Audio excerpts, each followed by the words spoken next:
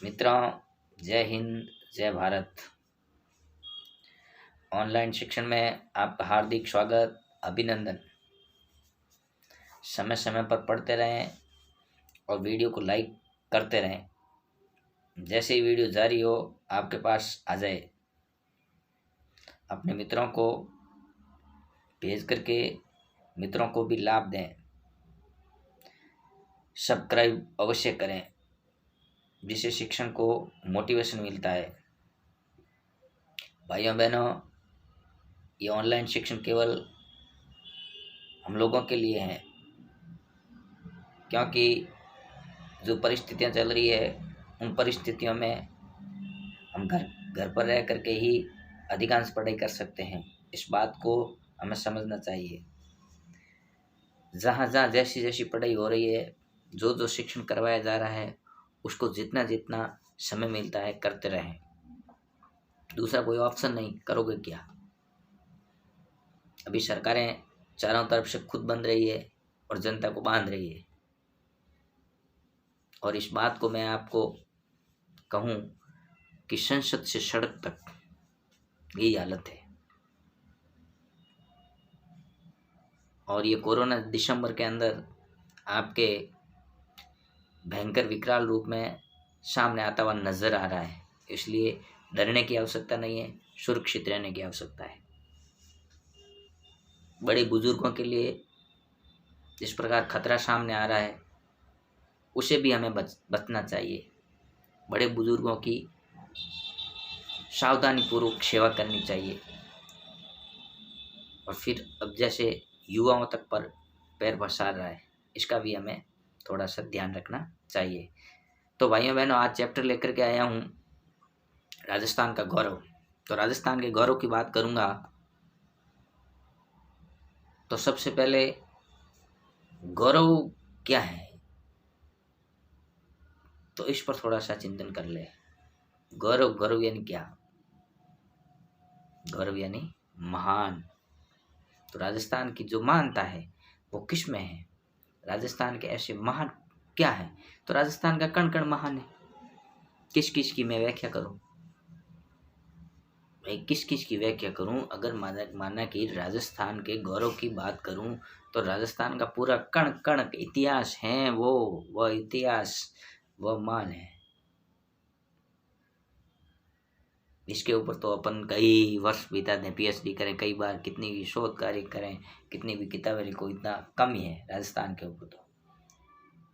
लेकिन अपन यहाँ पर कुछ जो चरित्र दिए गए हैं, उन जीवन चरित्र के पाठ्यक्रम के अनुसार अपन बात करेंगे, नहीं तो फिर अपन विषय से भटक जाएंगे। तो पाठ्यक्रम के अनुसार बात करता हूँ तो राजस्थान के गौरव के अंदर कुछ जीवन चरित्र दिए गए हैं। जीवन चरित्र, एक होता है जीवन चरित्र, एक होता है जीवन चरित्र। तो जीवन चरित्र, चरित्र यानी व्यवहार, किसी के जीवन का व्यवहार, और जीवन चरित्र यानी कि जीवन की कथा, उनके जीवन की कथा। तो जीवन की कथाओं के अंदर इन्होंने कुछ 5 बिंदु दिए हैं। 5 बिंदुओं में उन 5 महापुरुषों के, संत महापुरुषों के नाम दिए हैं, उसके ऊपर अपन चिंतन करेंगे। तो राजस्थान का गौरव तो यूँ देखा जाए तो दुनिया भर, मैंने आपको बताया कि कण कण गौरव है। राजस्थान की जो कण कण की धरती है, उस धरती के अंदर कण कण के अंदर गौरव गाथा गाई जा सकती है। लेकिन अपन इस पर चिंतन नहीं करेंगे। अपन तो ये आपने जो चैप्टर के बिंदु है उस पर चिंतन करते हुए चले। तो हमारे सामने आता है देवनारायण जी, हमारे सामने आता है रामदेव जी, हमारे सामने आते हैं जम्बेश्वर जी, हमारे सामने आते हैं गोविंद गुरु, और हमारे सामने आते हैं सूरजमल जी। इस प्रकार करके समाज को सकारात्मक सोच और समभाव और समानता और समरसता का विचार देने के लिए पाठ्य पुस्तक मंडल ने भी इन 5 बिंदुओं को आपके समक्ष रखा है कि भाई किसी भी जाति पंथ संप्रदाय के लोग नाराज नहीं हो पाठ्यक्रम को पढ़ते वक्त। जैसे अगर माना कि कलाम साहब को पढ़ोगे तो स्वामी विवेकानंद को भी पढ़ो, स्वामी विवेकानंद को पढ़ो तो कलाम साहब को भी पढ़ो। समाज है, समाज के अंदर अपना अपना चिंतन है, तो पढ़ो, क्या दिक्कत है। हम तो सर्वधर्म पंथ संप्रदाय सबको से भारत एक ऐसा देश है जिसके अंदर सभी धर्मों का समान आदर है। और कोई भारत देश, ये संविधान की बात नहीं है, ये संविधान की बात नहीं है। हमने तो हमारे शास्त्रों में भी यही बात कही है कि सर्वे भवन्तु सुखिनः, सर्वे सन्तु निरामया, सर्वे भद्राणि पश्यन्तु मा कश्चित् दुर्भाग् भवेत्। हमने तो हाथी और चींटी तक का चिंतन किया है, तो फिर मनुष्यों को हम कब नकार रहे हैं। इसलिए ये लोगों की जो सोच है, उस सोच को भी हमें बाहर करना होगा। लेकिन लोगों ने जो पाठ्य पुस्तक मंडल ने जो दिया है, उसको जो माध्यमिक शिक्षा बोर्ड ने जो तय किए हैं, उसको हमें पढ़ना होगा। उसमें सबसे पहली बात करता हूँ देवनारायण जी। तो देवनारायण जी का संबंध किससे? तो गुर्जर जाति से। अब गुर्जर जाति से देवनारायण जी के संबंध की बात करूंगा तो बगड़ाउत वंश से संबंध रखते थे, और बगड़ाउत वंश में भी नागवंशी वंश से परिवार से संबंध रखते थे। फिर गुर्जर जो देवनारायण जी को गुर्जर समाज के लोग हैं, वो विष्णु का अवतारी पुरुष मानते थे। फिर कहते हैं कि जो इनका जन्म विक्रम संवत, तो विक्रम संवत 1097 में इनका जन्म हुआ था, माघ शुक्ला सप्तमी को, माघ शुक्ला सप्तमी को। और जो इनके पिता थे दुर्जनशाला, इसको दुर्जनशाल के नाम से जानते थे। तो दुर्जनशाल जी जो थे, जिनके अत्याचारों से दुखी होकर देवनारायण जी कहाँ चले गए थे? अपने माँ के साथ, माँ के पीर यानी ननिहाल, स्वयं के अपने ननिहाल चले गए थे। वही उनका पालन पोषण हुआ। और जब वहाँ उनका पालन पोषण हुआ, बड़े हुए, तो कहते हैं कि वहाँ पर कई प्रकार के चमत्कार दिखाए और समाज संरक्षण के कार्य किए, समाज को सुरक्षा प्रदान की, समाज पर हो रहे अत्याचारों से उन्होंने क्रांति की और समाज को अत्याचारों से मुक्त कराया। और वहाँ पर जो समाज जिस प्रकार कई प्रकार की बीमारियों से पीड़ित था, तो उनको उन समाज की बीमारियों से भी उन्होंने विभिन्न प्रकार की प्राकृतिक चिकित्सा की।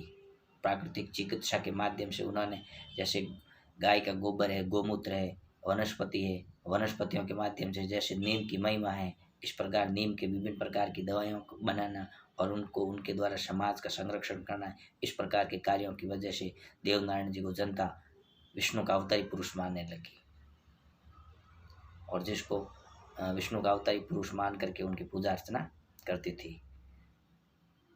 और फिर कहते हैं कि वो जो उनके चमत्कार थे, उनके चमत्कारों की वजह से उनको विष्णु का अवतारी पुरुष मानते थे, विभिन्न प्रकार के चमत्कार। ये तो ये आपकी बात देवनारायण जी की। फिर बात करता हूँ क्रमांक 2 पर रामदेव जी की। तो रामदेव जी की बात करता हूँ तो समाज के अंदर समरसता का भाव पैदा करने वाले, जो समाज के अंदर ऊंच नीच, छोटा बड़ा, विभिन्न प्रकार के अंदर जातियों के अंदर बसा हुआ है जो समाज, हिंदू समाज है, उनको सही दिशा देने का काम बाबा रामदेव जी ने किया। अब बाबा रामदेव जी का जन्म कई लोग कहते हैं मेघवाल परिवार में हुआ, कई लोग कहते हैं राजपूत परिवार में हुआ। मुझे इससे कोई मतलब नहीं है। अपन जिस चैप्टर को पढ़ रहे हैं उससे मतलब है समाज में समरसता का भाव पैदा करना। कहाँ पैदा हुए रामदेव जी? मेघवाल समाज में हुए, राजपूत समाज में। ये उन लोगों की सोच है जो लोग अपने दिमाग के अंदर हमेशा हीन भावनाएं रखते हैं। समाज के अंदर समरसता का भाव रख करके चलना चाहिए। तो इस बात को हमें समझना होगा। फिर कहते हैं कि इनका जो जन्म है, इनका जन्म पोखरण के पास में एक उंडुकास में एक छोटा सा गांव है, वहाँ पर इनका जन्म हुआ था। और इनका जन्म संवत 1409 में हुआ था। ये संवत की बात आ रही है दोनों की। देवनारायण जी की संवत की बात आई थी कि भाई संवत 1097। अगर संवत को सन में बदलना हो तो 57 वर्ष कम कर लीजिएगा। आप इनबॉक्स में जाकर के उत्तर दे दीजिएगा कि देवनारायण जी का जन्म संवत में इतने में हुआ तो सन में कितने में हुआ। रामदेव जी का जन्म संवत 1409 में हुआ तो सन में कितने में हुआ। तो ये आप इनबॉक्स में जाकर के उत्तर दे दीजिएगा, यानी 57 वर्ष कम करके। तो 1409 के अंदर भाद्रपद शुक्ल पक्ष की द्वितीया तिथि को आपका जन्म हुआ। कई लोग कहते हैं कि भाई उंडुकाश में हुआ, कई लोग कहते हैं कि इनका जन्म हुआ अपने रुणिचा के अंदर। रुणिचा नाम का जो स्थान था, वहाँ पर जो तमरवंशी राजपूत अजमाल जी के वहाँ हुआ था। उनकी माँ का नाम मैनादे। फिर बात करते हैं कि जो वो तंवर परिवार था उस समय, वो ठाकुर कुल परिवार था वहाँ का, रुणिचा का। और उन रुणिचा के पास में जो पोखरण नाम का एक क्षेत्र विशेष था, उस पोखरण नाम के क्षेत्र विशेष के अंदर कहते हैं कि वहाँ पर एक राक्षस रहता था, जिस राक्षस का नाम था भैरव राक्षस। और उस भैरव राक्षस का वध रामदेव जी का ही हुआ था। यानी कि उस रामदेव जी ने भैरव नाम के राक्षस को मार करके समाज को संरक्षण दिया। और फिर उन्होंने बालकनाथ जी के आश्रम में रह करके उन्होंने शिक्षा प्राप्त की, और जो शिक्षा प्राप्त की वो सामाजिक समरसता का भाव पैदा करने वाली थी। यानी सभी प्रकार की जातियाँ, सभी प्रकार के समाज के लोग उनकी पूजा अर्चना करें, इस विचार को लेकर के उन्होंने कई प्रकार के चमत्कार दिखाए समाज के अंदर। और उस समय लोग उनको विष्णु का अवतारी कहते थे, और मुस्लिम लोग उनको पीर बाबा के नाम से जानते हैं, आज भी जानते हैं। लाखों लोग जो राजस्थान और गुजरात के लोग हैं उनकी पूजा अर्चना करने के लिए हर वर्ष जाते हैं। और फिर उन्होंने जो भैरव नाम का जो तांत्रिक राक्षस था उसका वध करने के पश्चात जनता के कष्टों का हरण किया, और उसके पश्चात उनकी पूजा अर्चना और उन्होंने जो कार्य किए तो वैद्य की चिकित्सा के क्षेत्र में भी, जिस प्रकार देवनारायण जी ने भी प्राकृतिक चिकित्सा के क्षेत्र में कार्य किए, ठीक इसी प्रकार इन्होंने भी वैद्य की चिकित्सा के क्षेत्र में कुछ कार्य करके समाज को संरक्षण दिया, समाज को सुरक्षा प्रदान की, समाज को स्वस्थता की ओर कि भाई समाज स्वस्थ कैसे रहे, इस प्रकार का चिंतन देते हुए बाबा रामदेव जी ने कहते हैं कि 33 वर्ष की अवस्था के अंदर ही उन्होंने जीवित समाधि ले ली। और फिर जो उनका समाधि लेने का दिन कहते हैं तो भाद्रपद शुक्ल पक्ष की 10वीं तिथि को उन्होंने जीवित समाधि ली। तो मैंने आपके सामने 2 विषय रखे अभी, देवनारायण जी और बाबा रामदेव जी, देवनारायण जी और बाबा रामदेव जी की। अब तीसरी की बात करता हूँ आपके सामने, संत जम्बेश्वर जी महाराज की। तो संत जम्बेश्वर की बात करता हूँ तो विष्णु समाज याद आता है, विष्णु समाज, लेकिन जिनका जन्म कहते हैं राजपूत समाज में हुआ। तो जो नागौर है, नागौर के पास में एक गांव है पीपासर, और पीपासर गांव में इनके माता पिता के निधन के पश्चात पीपासर में इनके माता पिता के निधन के पश्चात सारी संपत्ति इन्होंने क्या किया, दान कर दी। किसने? जम्बेश्वर जी महाराज ने। और लोगों को एक दिव्य ज्ञान दिया कि भाई अपने पास रख करके क्या करना है। इस प्रकार दिव्य ज्ञान देने के से समाज में जो कर्तव्य पथ पर चलने के लिए उन्होंने समाज को एक सही दिशाएं दी। उसलिए समाज उस समय दिग्भ्रमित था, रास्ता भटक चुका था। और हम बात करते हैं ये आपके 10वीं सदी की, तो उस समय जो समाज की स्थितियाँ थी, समाज दिग्भ्रमित था, समाज सोच रहा था क्या करें क्या नहीं करें। तो उस स्थितियों के अंदर उन्होंने एक पंथ की स्थापना की जिसको विष्णु पंथ के नाम से जानते हैं। और उन्होंने जो 29 नियम बनाए, उस 29 नियम को पालने वाला विष्णु, इस प्रकार करके उन्होंने उसका नामाकरण किया। और फिर उनकी पूजा अर्चना, जो उनकी पूजा पद्धति को मानने वाले लोग हैं, उनके अनुसार चलने वाले लोग हैं, उनके कर्तव्यों के आधार पर चलने वाले लोग हैं, उसको विष्णु समाज के नाम से जानते हैं। प्रकृति के साथ में उन्होंने अपना जीवन सहज जीवन के रूप में जिया, यानी प्रकृति के साथ में कोई किसी प्रकार की खिलवाड़ नहीं हो। और फिर इनकी पूजा करने के लिए जो लोग हैं उन्होंने 29 नियम जो सिस्टम है उन सिस्टम को फॉलो करना प्रारंभ किया। 20 और 9 29 विष्णु, इसलिए उनको विष्णु संप्रदाय के नाम से जानते हैं। फिर बीकानेर के लालसर गांव में, बीकानेर का एक स्थान है जिसका नाम है लालसर, बीकानेर का लालसर गांव है जो नोखा तहसील के अंदर है। वहाँ उन्होंने समाधि ली। इस प्रकार करके हमने बात की आपके विष्णु संप्रदाय के, जिनको गुरु भगवान मान करके पूजा अर्चना की जाती है, जम्बेश्वर जी महाराज। फिर बात करता हूँ पूज्य गोविंद गुरु की। तो गोविंद गुरु की बात करते ही मेरे सामने राजस्थान का डूंगरपुर आ जाएगा। और विष्णु समाज की पहले बात करें तो एक बात और याद रखना, तो विष्णु समाज के अंदर प्रकृति को जीवन दान देने के लिए वहाँ पर उनको, जैसे ही अपन याद करते हैं विष्णु संप्रदाय को, तो उन्होंने एक और बात हमने उनके जीवन से पढ़ी है, उनकी प्रकृति प्रदत्त सह जीवन से पढ़ी है कि सिर साटे रूख रहे तो भी सस्तो जान, सिर साटे रूख रहे तो भी सस्तो जान। यानी अगर ये जो प्रकृति है, इस प्रकृति को जीवित रखने के लिए अगर सिर भी देना पड़े, माथा भी देना पड़े, बलिदान भी देना पड़े तो भी दे देना चाहिए। और इसका उदाहरण हमारे यहाँ 363 महिला पुरुषों ने जो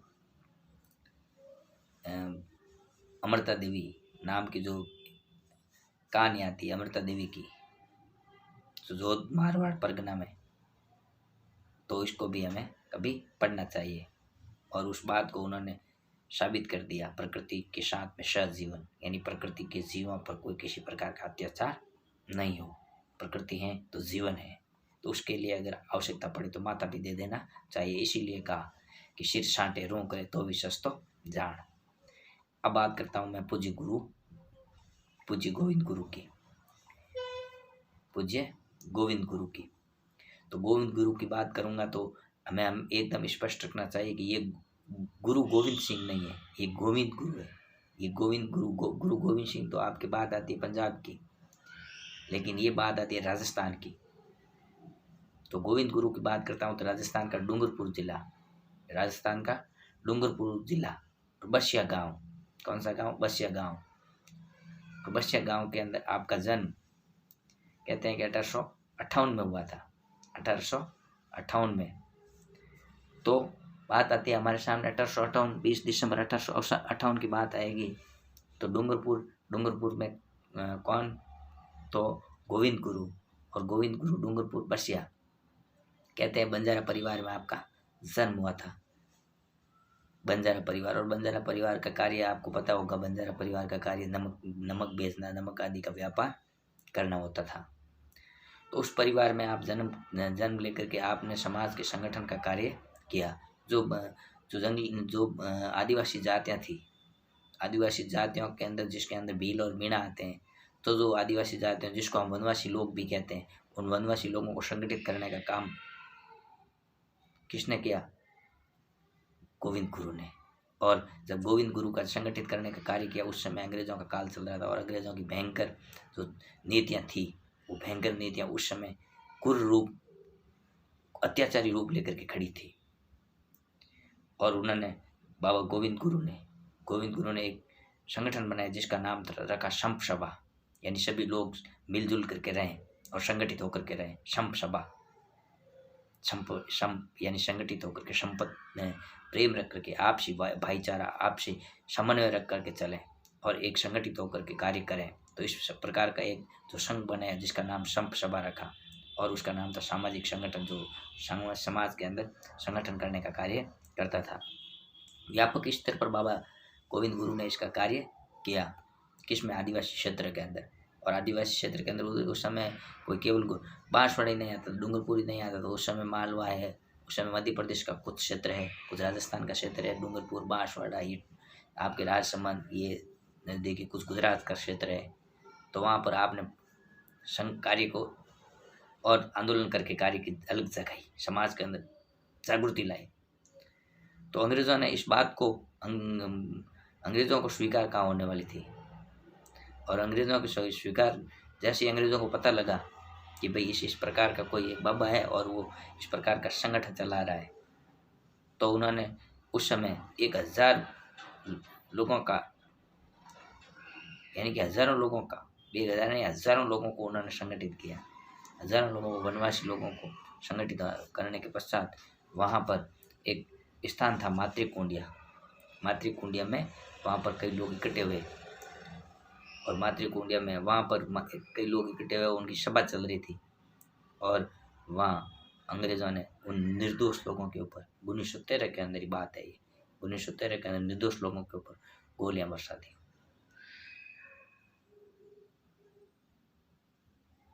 बाबा गांधी तो उन्होंने कहा कि ये जलियांवाला बाग से भी, जलियांवाला बाग है उससे भी भयानक था। जलियांवाला बाग 1919 की घटना थी, याद आया आपको? तो ये जलियांवाला बाग से भी भयानक रूप ले चुका था। शमशबा के ऊपर इतनी गोलियां चली, और कहते हैं कि उस समय जो ये गोलियां चली थी, 1500 आदिवासी शहीद हो गए। 1500 आदिवासी अंग्रेजों ने शहीद कर दिया। ये बात है आपके 17 नवंबर 1913 की, 17 नवंबर 1913 की। जो स्थान था मानगढ़ पहाड़ी, मातृकुंडिया नाम के स्थान पर मानगढ़ पहाड़ी, और वो जो मानगढ़ आज भी वहाँ मानगढ़ धाम के नाम से जाना जाता है, और उनकी स्मृति के अंदर हर वर्ष मेला लगता है। हजारों वनवासी उस मेले के अंदर माघ पूर्णिमा को, सॉरी मार्गशीर्ष पूर्णिमा को वहाँ मेला लगता है, माघ पूर्णिमा को नहीं। माघ पूर्णिमा तो बेणेश्वर धाम में लगता है, यहाँ मार्गशीर्ष पूर्णिमा को हर वर्ष मेला लगता है और हजारों आदिवासी लोग वहाँ एकत्र आते हैं। मानगढ़ पहाड़ी की बात कर रहा हूँ। और उस समय उनको बाबा को अरेस्ट कर लिया अंग्रेज़ों ने, गोविंद गुरु को, और गोविंद गुरु को अरेस्ट करने के पश्चात 23 अक्टूबर 1931 को गुजरात के पंचमहल नाम के कंबोई नाम के स्थान पर वहाँ पर उनको अरेस्ट करने को वहीं रखा और उन्होंने अंतिम श्वास भी वहीं ली। इस प्रकार आदिवासियों का संगठन करने वाले बाबा गोविंद गुरु की बात हमारे सामने एक राजस्थान के गौरव के रूप में हमने जानी।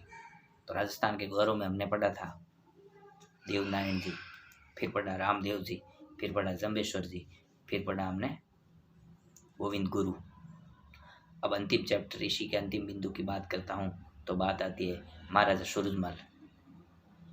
महाराजा सूरजमल, तो महाराजा सूरजमल की बात करूँगा तो राव राजा बदन सिंह के पुत्र थे।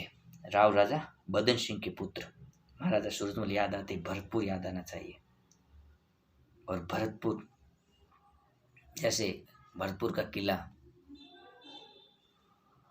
अंग्रेज तक नहीं पहुंच पाए, मुगल तक नहीं पहुंच पाए, पर भरतपुर का किला इतना सुरक्षित किला था।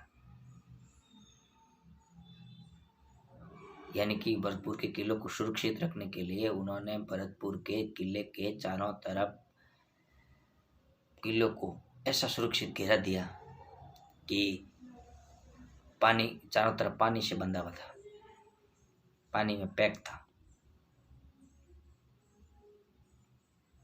यानी कि नदियों का इस प्रकार का पानी डाला हुआ था चारों तरफ, ऐसा लग रहा था कि नदियों के अंदर है,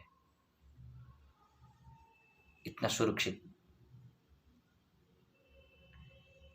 और फिर महाराजा सूरजमल का नाम सुनते ही मुगलों, महाराजा सूरजमल का नाम सुनते ही मुगलों के छक्के छोड़ देते, इतना भय लगता था। तो ये बदन सिंह के पुत्र थे और इनका जन्म 1763 में, संवत 1763 में हुआ। सन 1707 की बात कर रहा हूँ, सन 1707 में आपका जन्म हुआ, जो संवत 1763 की बात मानी जा सकती है। संवत की 1763 की बात, जबकि सन है 1707 में। और इनका जन्म कहाँ हुआ तो भरतपुर के अंदर एक तहसील है कामा, वहाँ इनका ननियाल था, वहाँ इनका जन्म हुआ था। युवावस्था से वीर पुरुष थे, साहसी थे, कुशल नेतृत्व करता थे, कुशल राजनीति के व्यक्तित्व के धनी थे। और 1731 के अंदर दावर जंग का एक, दावर में जो जंग हुआ वहाँ के मेवातों को धूल चटाई, दावर में मेवातों को जोरदार युद्ध के अंदर खतरनाक। और 1750 के अंदर मीर बख्शी नाम के एक व्यक्ति को, मीर बख्शी को वहाँ से सलामत परास्त किया, भयंकर।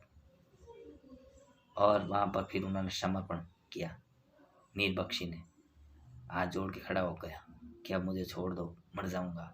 तो उन्होंने फिर छोड़ा वहीं पर। फिर 9 जून 1756 को सूरजमल ने विधिवत वहाँ पर भरतपुर के राजा बने और कहते हैं राज्य का विस्तार किया। फिर बात आती है कि उन शत्रुओं से वीरतापूर्वक युद्ध करते हुए युद्ध भूमि में ही वो शहीद हो गए।